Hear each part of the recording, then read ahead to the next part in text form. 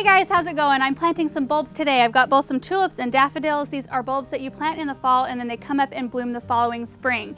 I've got some Ice Follies daffodils, which are gorgeous. They're a large cupped creamy white daffodil with a really buttery yellow center. I think the reason why they're one of my favorites is that they're one of my dad's favorites, so it's kind of a nostalgic memory thing for me. And then I've got some La Belle Epoque tulips, which if you could sum up my favorite colors in the garden in a tulip, this would be the one. They are so gorgeous. So I know planting bulbs seems like a pretty straightforward process, especially if you've done it before, but I thought I would share a few tips with you that I think make the process easier and that I've had success with throughout the years. So the first one is to plant in mass. Now this is a completely personal opinion tip for you. I think it looks so much better in the garden to plant a bunch of one or two different varieties of bulbs instead of planting a few of a whole bunch of different varieties. It looks so much more natural to see them in big drifts and big clumps instead of planted in straight rows, and I just don't like that contrived look.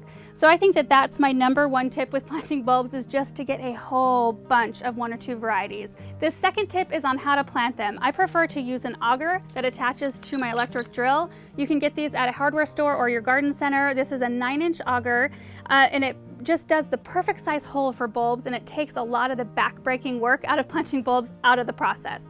So this is what I like to do.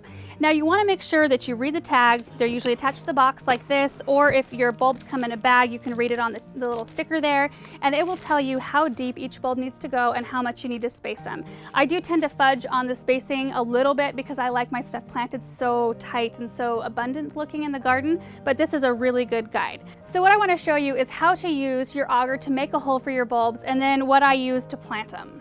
When you're making your hole with the auger, it's really important to hold really tightly to your drill, but don't push down, don't force it down, because that auger will naturally want to take hold of that soil and take off.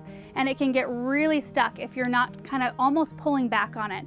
So you want to go in at full speed like this.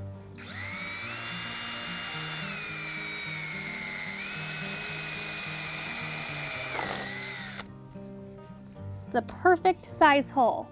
The third tip is to add fertilizer to the bottom of the hole before you put the bulb in. Fertilizer is such an important ingredient to having a happy and healthy garden. I use it liberally in my garden everywhere. I'm going to be using bulb tone for this today. You've probably heard of using bone meal when you plant bulbs. This actually has bone meal in it, as well as a bunch of other organic ingredients, and biotone, which is microbes, a blend of microbes that really enhance the fertilizer and make for really big blooms and a strong root system. So it's just a really important step. So you want to add about 1.5 teaspoons to each hole. I've got a teaspoon measuring spoon here, so I'm just going to give it a heaping spoonful and just pour it in the hole like that. Then I'm going to grab my bulb and just drop it down in the hole and cover it back up with soil. I probably should have mentioned that when you plant your bulbs, plant them pointy side up. The roots will come out of the bottom here and the stem will come out from the pointy side. Okay, so now I'm just going to continue planting the rest of my bulbs.